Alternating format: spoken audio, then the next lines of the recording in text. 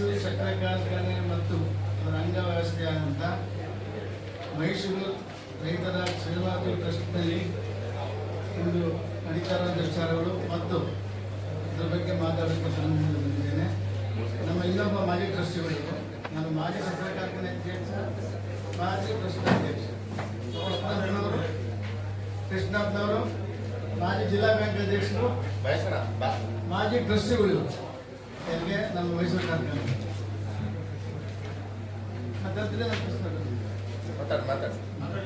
ಇವತ್ತು ನಾನು ಒಂದು 3-4 ದಿವಸದಲ್ಲಿ ನಮ್ಮ ಸಕ್ಕರೆ ಕಾರ್ಖಾನೆಯ ಸ್ನೇಹಿತರಾದಂಥ ಶ್ರೀ ಗಂಗಾಧರವರು ಪತ್ರಿಕಾಗೋಷ್ಠಿ ಮಾಡಿ ಈಗ ನಡೀತಕ್ಕಂಥ ವಿದ್ಯಮಾನಗಳಲ್ಲಿ ಪತ್ರಿಕೆಗಳು ಮತ್ತು ರೈತರು ಸ್ನೇಹಿತರಿಗೆ ತಪ್ಪು ಮಾಹಿತಿಯನ್ನು ಕೊಡ್ತಾ ಇದ್ದಾರೆ. ತಾವು ರಚನಾತ್ಮಕವಾಗಿ ಇಲ್ಲಿವರೆಗೆ ಸಕ್ಕರೆ ಕಾರ್ಖಾನೆ ಅಧ್ಯಕ್ಷರಿಗೆ ಸರ್ಕಾರಕ್ಕೆ ಸಹಕಾರ ಕೊಟ್ಟಿದ್ದೀರಿ.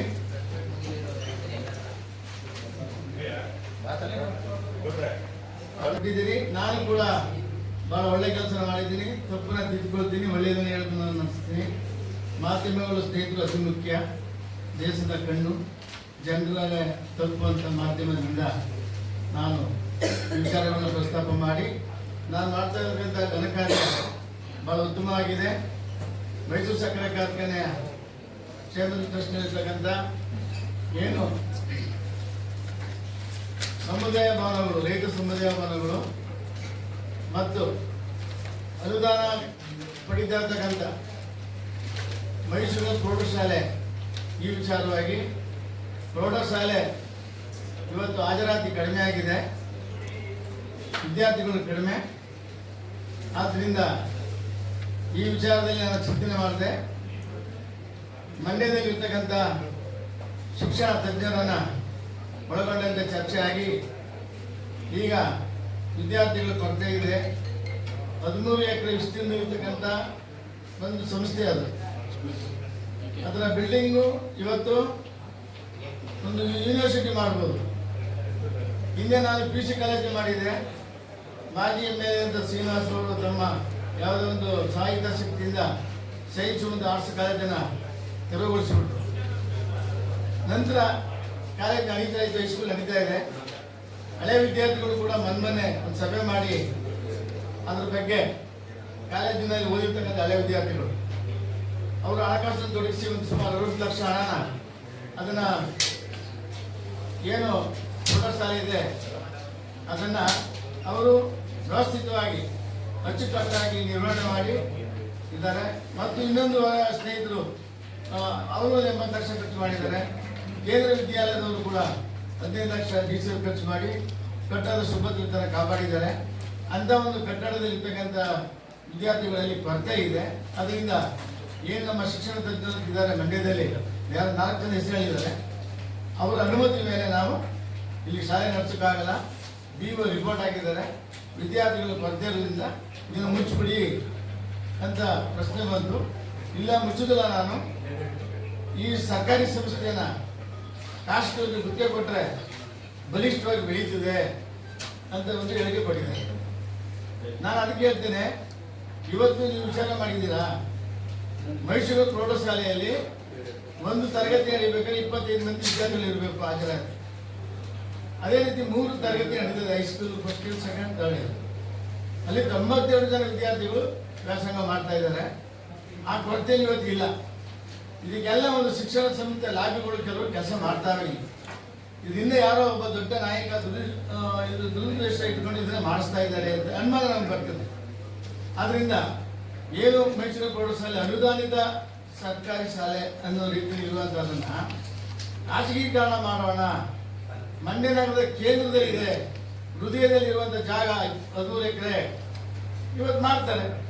ನಾಳೆ ವಿದ್ಯಾರ್ಥಿಗಳು ಬರಲಿಲ್ಲ, ಸರ್ಕಾರದಿಂದ ಯಾವ ಆಸ್ತಿ ಹೋಗಿದ್ರು ಕೂಡ ಗುತ್ತಿಗೆ ಆಧಾರದ ಮೇಲೆ ಅದು ರಿಟರ್ನ್ ಆಗೇ ಇಲ್ಲ. ಕಾಯಂ ಆಗೋದು ಖಾಸಗೀಕರಣನೇ. ಅದನ್ನ ಮಾರಾಟ ಮಾಡಿದಾಗ ಅಂತಕ್ಕಂಥ ಅಭಿಪ್ರಾಯ ನಾನು ವ್ಯಕ್ತಪಡಿಸ್ತಾ, ಈ ಹೇಳಿಕೆ ಪ್ರಕಾರ ಹೋದ್ರೆ ಕರ್ನಾಟಕ ರಾಜ್ಯದಲ್ಲಿರ್ತಕ್ಕಂಥ ಎಲ್ಲ ಸರ್ಕಾರಿ ಶಾಲೆಗಳಲ್ಲಿ ಎಷ್ಟೋ ಮಂದಿ ವಿದ್ಯಾರ್ಥಿಗಳು ಇಲ್ಲದೆ ಅದನ್ನು ಇನ್ನೂ ಪುನರ್ಜೀವನ ಕೊಡಬೇಕು ಅಂತ ಸರ್ಕಾರ ಕಾಯ್ತಾ ಇದೆ. ಆದರೆ ನಮ್ಮ ಮಂಡ್ಯ ಜಿಲ್ಲೆಯ ಶಿಕ್ಷಣ ತಜ್ಞರನ್ನ ಕೇಳ್ತಿರ್ಬೇಕಾದ್ರೆ ಅದನ್ನು ಮಾರ್ಬಿಡಿ ಖಾಸಗಿಯವರಿಗೆ ಅನ್ನುವಂಥ ಹೇಳಿಕೆ ಮಾಡೋದು ಇಷ್ಟು ಸರಿ, ಅದನ್ನು ಖಂಡಿಸ್ತೀವಿ ನಾವು. ಇದಲ್ಲದೆ ಸಮುದಾಯ ಭವನಗಳು 3 ಇದೆ. ನಾನು ಚೇರ್ಮನ್ ಆಗಿದ್ದಾಗ ಇವರು ಟ್ರಸ್ಟಿ ಆಗಿದ್ರು. ಸಮುದಾಯ ಭವನ ರೈತರಿಗೋಸ್ಕರ, ರೈತರು ಕಬ್ಬಣದ ರೈತರು, ಕಬ್ಬು ಬೆಳೆದ ರೈತರಿಗೆ ಕಡಿಮೆ ದರದಲ್ಲಿ ಅವರ ಶುಭ ಕಾರ್ಯಗಳು ಕಷ್ಟ ಕಾರ್ಯಗಳನ್ನ ಮಾಡ್ಕೊಳ್ಳಿಕ್ಕೆ ಮದುವೆ ಮಾಡೋದಕ್ಕೆ ಅಂತ ಮಾಡಿದ್ವಿ ನಾವು. ಈಗ ಅದು ಸ್ವಲ್ಪ ಕೊರತೆ, ಇವತ್ತಿನ ನವೀಕರಣ ಇಲ್ಲ. ಅದು ಒಬ್ಬ ಅಧ್ಯಕ್ಷರಾದವರು ಒಂದು ಸಕ್ಕರೆ ಕಾರ್ಖಾನೆ ನೇಮಕ ಮಾಡುವ ಉದ್ದೇಶ ಕಾರ್ಖಾನೆ ಸಬಲೀಕರಣ ಮಾಡಿ ರೈತರಿಗೆ ಒತ್ತಾಸೆಯಾಗಿ ರೈತ ಮಕ್ಕಳಿಗೆ ಆಗಿರ್ತಕ್ಕಂಥ ಬೇಕಾಗಿರ್ತಕ್ಕಂಥ ವಿದ್ಯೆನೇ ಆಗಲಿ ಸಮುದಾಯ ಭವನಗಳಲ್ಲಿ ಅವು ಪುಷ್ಟೀಕರಿಸಿ ನಾಶ ಮಾಡಬೇಡಿ ಅಂತ. ಈ ಅಧ್ಯಕ್ಷ ಇಷ್ಟು ತಜ್ಞರು ಅಂದರೆ ಒಬ್ಬ ಆರ್ಥಿಕ ತಜ್ಞರಿಗಿಂತ ಜಾಸ್ತಿ ಬುದ್ಧಿಯನ್ನು ಉಪಯೋಗಿಸಿ ಇಲ್ಲ ಸರ್ಕಾರಕ್ಕೆ ಇದೆಲ್ಲ ಹೊರೆಯಾಗೋಯ್ತದೆ. ಏನು ಸಮುದಾಯ ಭವನ ಆಲ್ರೆಡಿ ಅದು ನಡೆಯುವಾಗ ಸುಮಾರು ಒಪ್ಪಿಗೆದಾರರಿಗೆ 27,000 ರೂಪಾಯಿ ಮದುವೆ ಕೊಡ್ತಾರೆ. ನಾನು ಒಪ್ಪಿಗೆದಾರರಿಗೆ 25,000 ಕೊಡ್ತಾರೆ. ಅವ್ರು ಹೇಳಿದ್ರು ಒಂದು ವರ್ಷಕ್ಕೆ 1 ಲಕ್ಷ ರೂಪಾಯಿ ಬರ್ತಿತ್ತು, ನಾನು 7 ಲಕ್ಷ ರೂಪಾಯಿಗಳಿಗೆ, ಅದು 7 ಲಕ್ಷ ರೂಪಾಯಿಗಳಿಗೆ ನಾನು ಮಾಡಿ ಅವರಿಗೆ ಖಾಸಗಿ ಏನು ಗುತ್ತಿಗೆ ಕೊಡ್ತಾ ಇದ್ದೀನಿ ಅಂತ ನಾನು ಹೇಳ್ತೇನೆ. ಅದು 40 ವರ್ಷದಿಂದ ದುಡ್ಡಿರೋದು ಹಣ ಎಲ್ಲ ಒಂದು ಕಾರ್ಖಾನೆ ನಷ್ಟ ಇದ್ರೂ ಕೂಡ ಒಂದು ಸಂಸ್ಥೆ ತೊಂದರೆ ಆದ್ರೆ ನಮ್ಮ ಸರ್ಕಾರಿ ಸಂಸ್ಥೆಯಲ್ಲಿ ರೈತರು ಏಳಿಗೆ ಇರ್ತಕ್ಕಂಥದ್ದನ್ನ ಲಾಭ ನಷ್ಟ ನೋಡಬಾರ್ದು. ರೈತರ ಏಳಿಗೆ ನೋಡಬೇಕು, ರೈತರ ಮಕ್ಕಳ ಏಳಿಗೆ ನೋಡಬೇಕು, ಅವ್ರ ವಿದ್ಯಾರ್ಥಿ ಮಾಡಬೇಕು, ಅವ್ರ ಕಷ್ಟ ಸುಖ ಆಗಬೇಕು ಅಂತಕ್ಕಂಥದ್ದು ಮೈಸೂರು ಸಕ್ಕರೆ ಕಾರ್ಖಾನೆ ಇತಿಹಾಸ. ಮೈಸೂರು ಸಕ್ಕರೆ ಕಾರ್ಖಾನೆ 92 ವರ್ಷದಲ್ಲಿ ದುಡಿದಿರುವುದು ಕರ್ನಾಟಕ ರಾಜ್ಯದ ಬಜೆಟ್ ಆಗೋದು ದುಡಿದಿಲ್ಲ ಹಿಂದೆ ಅವತ್ತಿನ ಬಜೆಟ್ನಲ್ಲಿ. ಇವತ್ತು ಕಾರ್ಖಾನೆ ನಷ್ಟ ಆಗ್ಬಿಡುದು, ಅದು ವಯಸ್ಸಾಗ್ಬಿಟ್ಟಿದೆ, ಅದನ್ನು ವಿಲೇವಾರಿ ಮಾಡಬೇಡಿ ಅನ್ನೋ ಮಟ್ಟಿಗೆ ಹೋದ್ರೆ ಇವತ್ತು ಇವರು ಸಮುದಾಯ ಭವನ ಖಾಸಗಿ ಗುತ್ತಿಗೆ ಕೊಡ್ತಾರೆ, ಪ್ರೌಢಶಾಲೆಯಿಂದ ಅನುದಾನದಿಂದ ಬರ್ತಕ್ಕಂಥ ಸರ್ಕಾರಿ ಶಾಲೆಯಿಂದ ಗುತ್ತಿಗೆ ಕೊಡ್ತಾರೆ ಅಂತೀನಿ ಹೇಳ್ತಾರೆ. ನಾಳೆ ITI ಕಾಲೇಜನ್ನು ಗುತ್ತಿಗೆ ಕೊಡ್ತಾರೆ, ನಾಳೆ ಸಕ್ಕರೆ ಕಾರ್ಖಾನೆಯನ್ನು ಗುತ್ತಿಗೆ ಕೊಡ್ತಾರೆ. ಇದು ರೈತರ ಮಗನಾಗಿ ಬಂದಂತ ಒಬ್ಬ ಅಧ್ಯಕ್ಷರು ಈ ಮಾತು ಹೇಳುದು ಸರಿನಾ? ಸ್ವಲ್ಪ ಯೋಚನೆ ಮಾಡಬಾರ್ದು ಅವರು.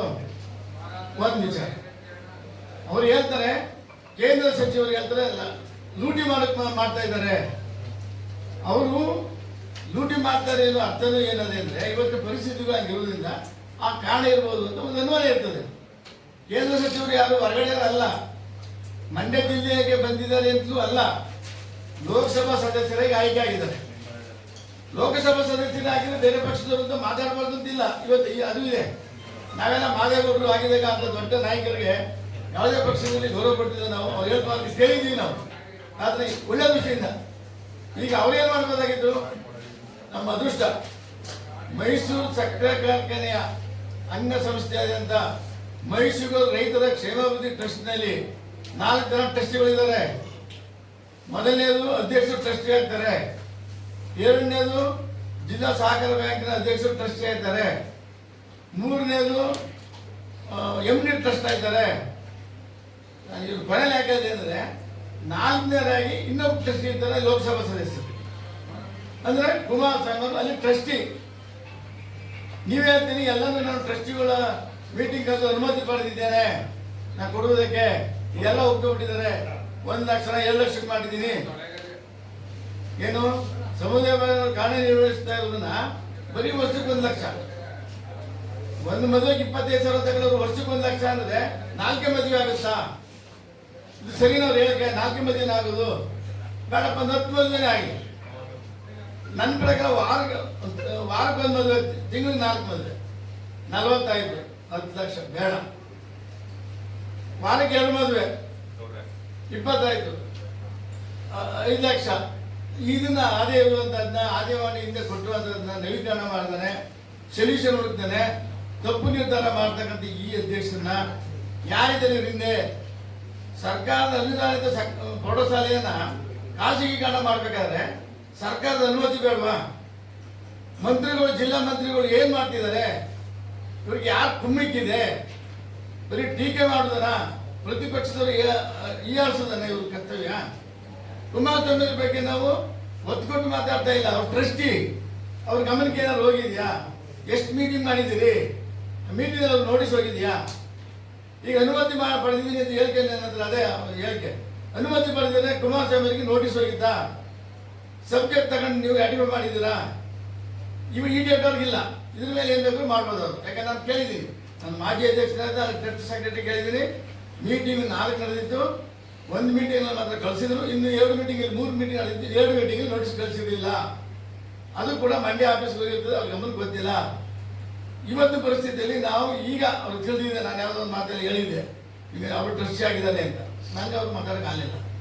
ಅಧ್ಯಕ್ಷರಾದ ಟ್ರಸ್ಟಿ ಆಗಿರೋರು ಸಮಿತಿಯಲ್ಲಿ ಬರ್ತಕ್ಕಂಥ ವಿಷಯಗಳ ಬಗ್ಗೆ ನೀವು ಇದನ್ನು ಮಾಡಬೇಡಿ, ರೈತರ ಸಮಸ್ಯೆ ಉಳ್ಕಲಿ, ಅಕಸ್ಮಾತ್ ನೀವು ಅಷ್ಟು ತೊಂದರೆ ಅನುಭವಿಸ್ತಾ ಇದ್ದರೆ ಏನು ಇದನ್ನು ನವೀಕರಣ ಮಾಡಿ ನಿರ್ವಹಣೆ ಮಾಡಿದ್ದಾರೆ. ಯಾರು? ಹಳೆ ವಿದ್ಯಾರ್ಥಿಗಳು ಒಂದು ಸಂಘ ಟ್ರಸ್ಟು 80 ಲಕ್ಷ ಖರ್ಚು ಮಾಡಿದ್ದಾರೆ. ಬೇಕಾದ್ರೆ ಅವರೇ ಪ್ರಯತ್ನ ಮಾಡಲಿ ನಿಮ್ಮ ಇದರ ಹೆಸರಿನಲ್ಲೇ. ಅವ್ರಿಗೆ ಏನು ಬೇಕು ನಾನು ಸಹಾಯ ಮಾಡ್ತಿದ್ದಾನೆ ಸಹಾಯನ ಅಂತ ಹೇಳಿದ್ರು. ಆದರೆ ಇಷ್ಟೆಲ್ಲ ಕಾರ್ಯವ್ಯಾಪ್ತಿಯಲ್ಲಿ ಬೆಳೆದಿರುವಂಥ ಒಂದು ಸಂಸ್ಥೆನ ಕರ್ನಾಟಕ ಸರ್ಕಾರದ ಅನುಮತಿ ಇಲ್ಲದೆ ಒಬ್ಬ ಸಾಮಾನ್ಯ ಅಧ್ಯಕ್ಷರು ಒಬ್ಬರು ನಾನು ಅದನ್ನು ಮಾರಾಟ ಗುತ್ತಿಗೆ ಕೊಡ್ತೀನಿ, ಅದು ನಾವು ತೀರ್ಮಾನ ಮಾಡಿದ್ದೀವಿ ಅಂತ ಹೇಳೋದು ಎಷ್ಟು ಸರಿ? ಪ್ರೌಢಶಾಲೆ ಬಗ್ಗೆ, ಮತ್ತೆ ಸಮುದಾಯಗಳ ಬಗ್ಗೆ, ಮತ್ತೆ ಕೇಂದ್ರ ಮಂತ್ರಿ ಟ್ರಸ್ಟಿಗಳ ಬಗ್ಗೆ ಹೇಳ್ತಕ್ಕಂಥದ್ದು ಯಾವ ನೈತಿಕತೆ ಇದೆ?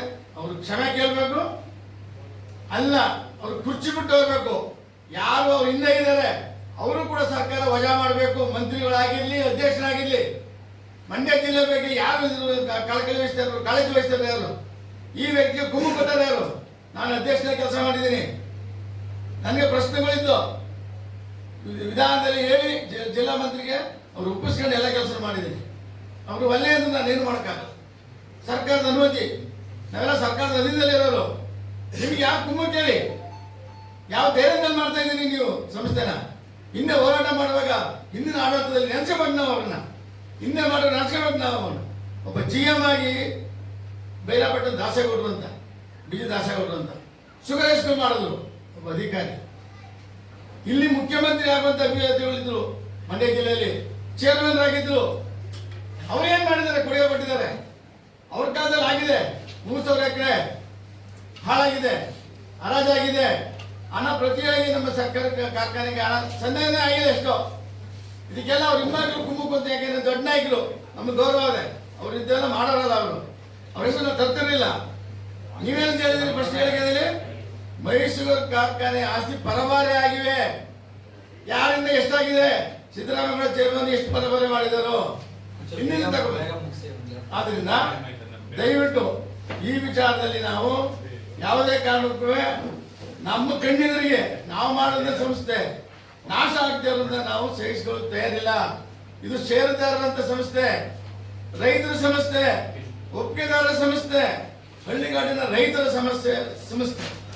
ಇದಕ್ಕೆಲ್ಲ ನಾಲ್ವಡಿ ಕೃಷ್ಣರಾಜ ಒಡೆಯರ ಒಂದು ಆಶೀರ್ವಾದದಿಂದ ಜಾಗ ಕೊಟ್ಟು 3000 ಎಕರೆ ಕೊಟ್ಟು 1933ರಲ್ಲಿ ಕಂಪ್ನಿ ಮಾಡಿ ವಿಶ್ವೇಶ್ವರಯ್ಯನವರು ಗೌರ್ಮೆಂಟ್ ನೆನೆಸಬೇಕು ನಾವು.